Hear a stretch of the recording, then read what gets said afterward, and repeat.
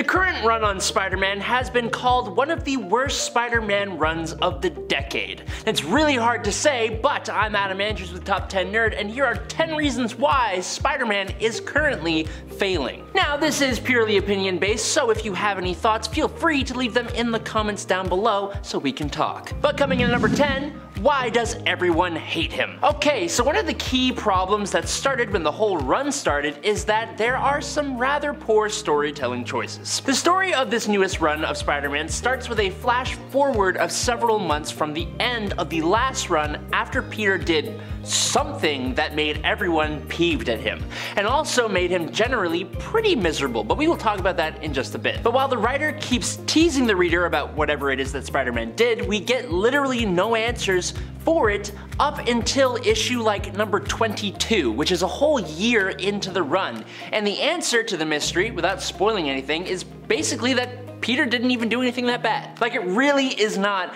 that bad at all, but it makes him and everyone act so out of character. Coming in at number 9, splitting up Mary Jane and Peter again. Nick Spencer planned to have Peter propose to Mary Jane in his run of Spider-Man. The Beyond run ended with Peter and MJ deciding to move in together, and all of that was pretty much all undone in the current Spider-Man run. You'd think that after the disaster that was One More Day, which is another time that Marvel split up MJ and Peter, that they would have learned that these two being together is what we want. It's what Spider-Man fans want. Peter constantly struggling to hold down his relationship with MJ doesn't mean he has to keep losing her. For the character to really grow, by this point he should be with MJ and be trying to maintain a successful relationship with her. Instead, because of MJ becoming trapped in an alternate dimension, she gets into a relationship with frickin' Paul for like 4 years, and she suddenly cares way more for Paul than she ever cared for Peter. In fact, her entire life with Peter kinda gets thrown out the window. What's annoying though is that they both feel like they're deflecting from the fact that they have feelings for each other still, resulting in like a will they won't they kind of situation. And then Peter gets back with Black Cat as like a rebound, and it doesn't even last, so it's just some really weird relationship stuff going on. I don't know. Number 8, he's rude to other heroes. In the story, not very long after MJ lets Peter know that she will not be leaving Paul anytime soon, Peter finds himself getting into it with the Fantastic Four. Now, to be clear, it has been established that Spider-Man is treated basically like family by the Fantastic Four. His best friend is the Human Torch. But during this run, to save Mary Jane from the alternate dimension she was trapped in, Peter did break into Four Freedoms Plaza and steal some stuff from Marvel's first family, so naturally, they come asking questions. Maybe it's just the fact that he's being rejected by his girl, but instead of Peter being his normal self and talking with the Fantastic Four, he just comes out swinging, giving Johnny Storm a sudden uppercut and telling him to shut up. He throws punches at the Thing and even tries to sock and bop Reed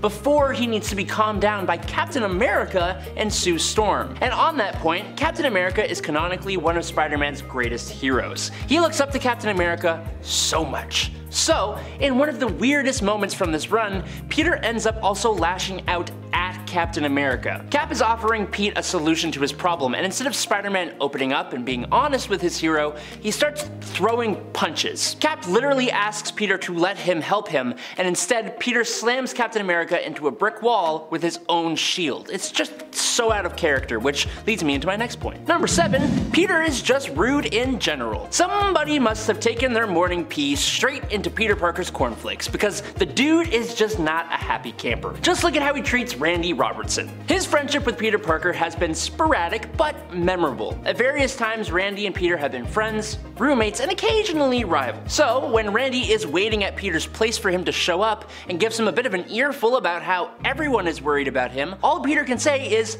"Hey Randy, what do you want?" And then, when Randy lets him know about how he's about to get married, Peter couldn't be more disinterested as he closes his door on poor Randy's face. And he's like this throughout the comic book run. This just isn't the Peter Parker that fans are used to, and sure, he may be going through a lot, but he isn't really even trying to help himself. Number 6, he constantly loses, and badly. Peter Parker is an extremely capable, intelligent, and strong hero. So much so that it's canon that he pulls his punches. Now despite that, he has obviously suffered his fair share of losses. Currently, it's a little different though. Seeing our heroes lose is only satisfying when it is the minority of the time and they get a cathartic comeback. That is not really happening right now. Peter loses to almost everyone, and badly. Tombstone, Vulture, the Sinister Six, the two Hobgoblins, Dr. Octopus, Emissary, even in an emotional way losing MJ to Paul. Peter just can't seem to catch a break, like at all recently. A hero is expected to lose from time to time, sure,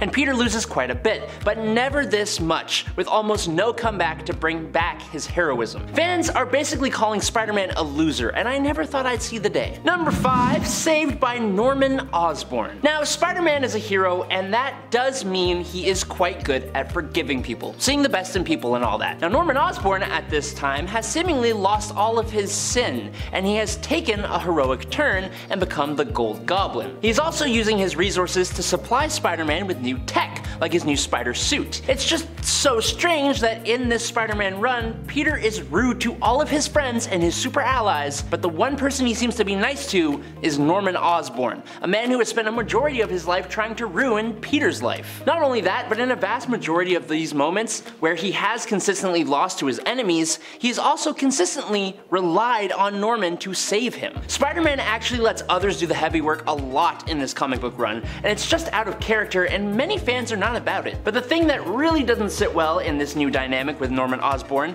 is that Peter even works for the guy. It's weird. Number 4, Ben Reilly and the Dark Web event. Now I'm not sure where I stand here because I'm all for trying new things with different characters, but a lot of people think that Marvel has no idea what to do with Ben Reilly. He was resurrected as a villain, redeemed himself over time, and became an anti-hero, then became a hero adjacent, and now he's a crazy villain again. This Dark Web story featured Ben as Chasm, sees him teaming up with Madeline Pryor to invade New York and get their memories back. The X-Men part of the event was actually pretty good because they know what they're doing. The Spider-Man part, on the other hand, has been described online as an incoherent mess, with a big point being that Marvel ignored a very obvious solution to the problem that made perfect sense and in fact was used to resolve the X-Men part of the conflict with Madeline Pryor. But for Ben Reilly, he just gets completely screwed over. It's rough. Number 3, the art. Now, a lot of comments I have seen online have brought attention to one very specific thing about this run on Spider-Man, and that would be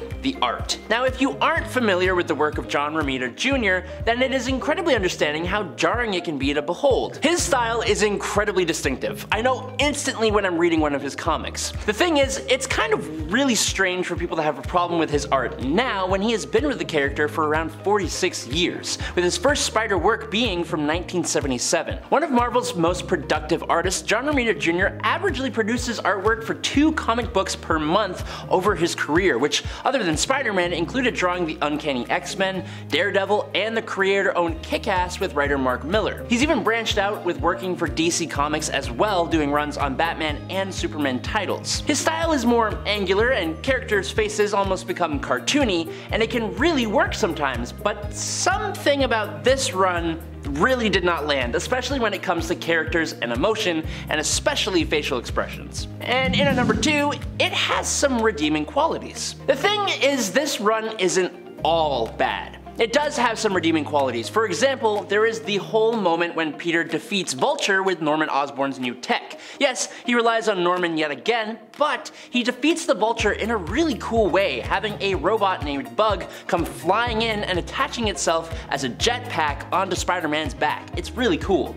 Or when he is deemed worthy by the progenitor Celestial during the Judgment Day event. When the Celestial basically judged the entire world population to deem whether we are worthy of living or not, it appeared to Peter Parker as his first love interest, Gwen Stacy. It was a really great moment where Peter got to have some closure with her, and when he was deemed worthy, the progenitor brought Gwen back for a short period of time so Peter could actually have that cathartic moment. It was really sweet. But I think the point is that these sweet and cool moments are what we usually like about Spider-Man, and they were just too few and far between in this current run. And finally, in at number 1, it is depressing. I think the biggest problem with this run of Spider-Man is that it's just depressing. The thing that makes people love Spider-Man is not that he's relatable because he's broke or that he suffers, it's not that he has bad days, it's actually more so the fact that every time he has a bad day, he also has good days, and keeps on getting back up. It almost feels like this run on Spider-Man is Marvel attempting to break him down and make him suffer and lose a lot, because